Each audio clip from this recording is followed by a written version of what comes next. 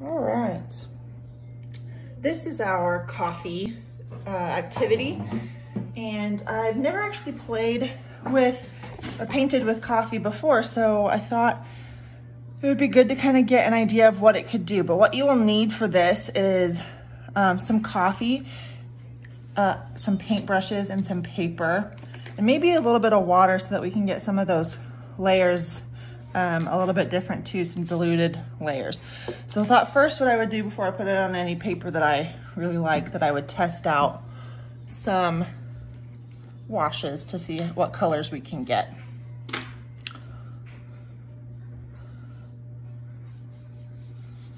That's a nice light wash. I made my coffee like I normally would drink it. I guess if we laid a whole bunch down, this goes counterintuitive to everything I've ever done. Don't put your paintbrush in your coffee, put it in the water. But here we are. And this paper isn't great paper, obviously, so it's gonna take a little while to dry to do the layers. In fact, Grayson the other day got a hold of my watercolor paper and made a little comic book type thing out of it. So I might just use some of his stuff on the back to see what we can get out of this paper.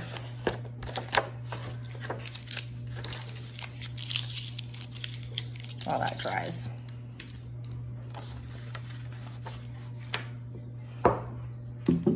Because this is gonna act a lot like watercolor. It's gonna take time between layers. If you just immediately put the next layer on, it's all gonna turn out the same color, maybe even put a hole in your paper. And we definitely don't want that.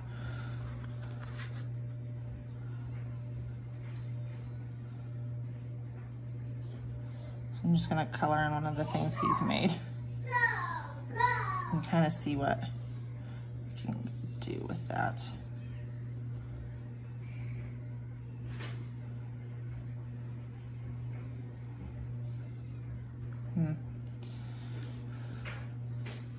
I wonder if I made it darker, if I made the coffee more black, technically, if that would give us a darker thing. So there may be some just experimentation with what your family will let you do with their coffee.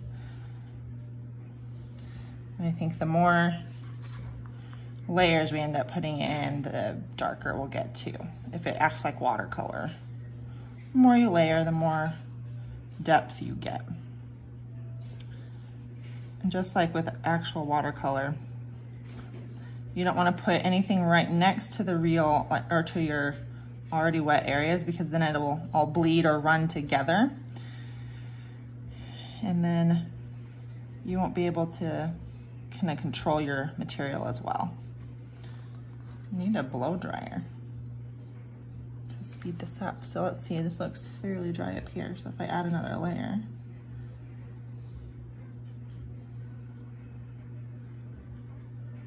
wonder how dark I can get this little beak-like area.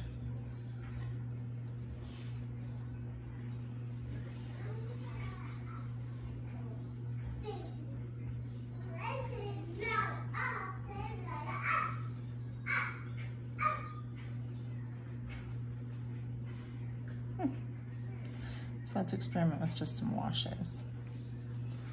We'll do one layer and then we'll go back through and actually let's pull some of that up. And then as they dry, we can see kind of the range that we can get within my coffee.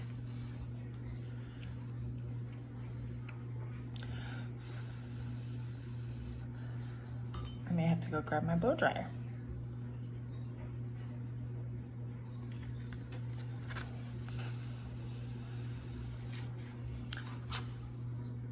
I like watercolor, but I've never really been patient enough for it, so I'm already struggling to be patient.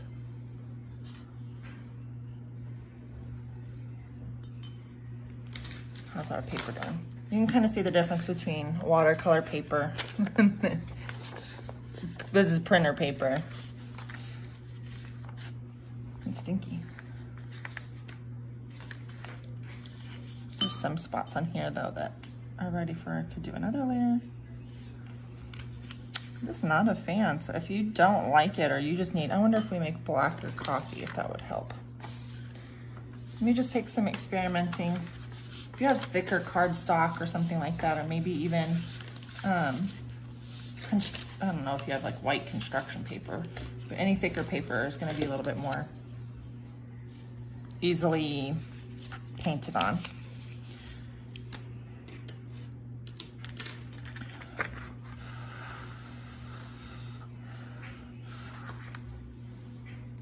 All right, that's pretty much round one. I want to leave some of those just layered once so that we can kind of see what that looks like.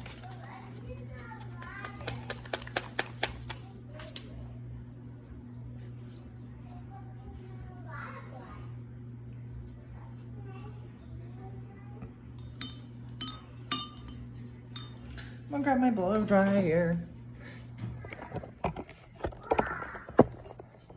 All right, so I got my blow dryer here.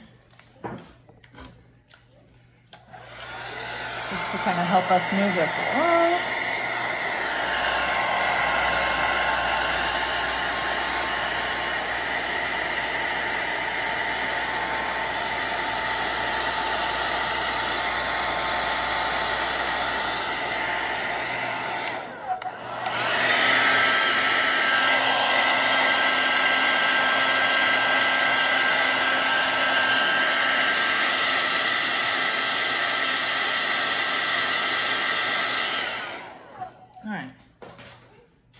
Layer one done.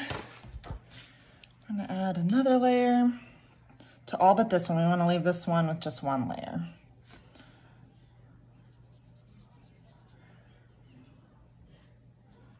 You can kind of see where it's got puddled up in the edges, how it's a little bit darker also.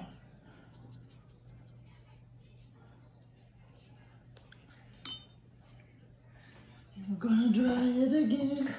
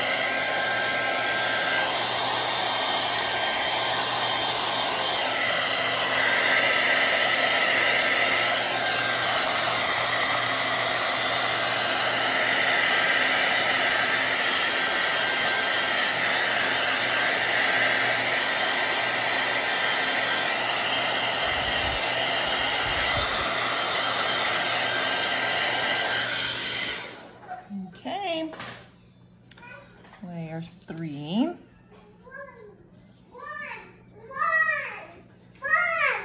And Charlotte in the background. Sorry. Charlotte.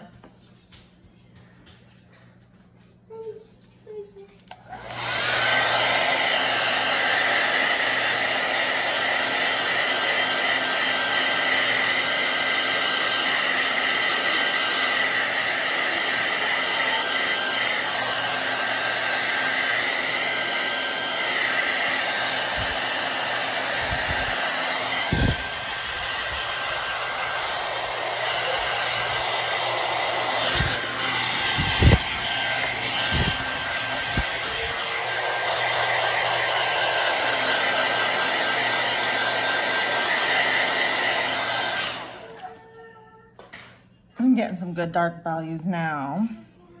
Let's make sure I'm getting coffee. All right. So I think what I'm gonna do now is attempt my landscape picture that I had in mind. And I might even make a little cup of coffee that's a little bit darker and add some extra grounds to it. So I'll do a process video for that and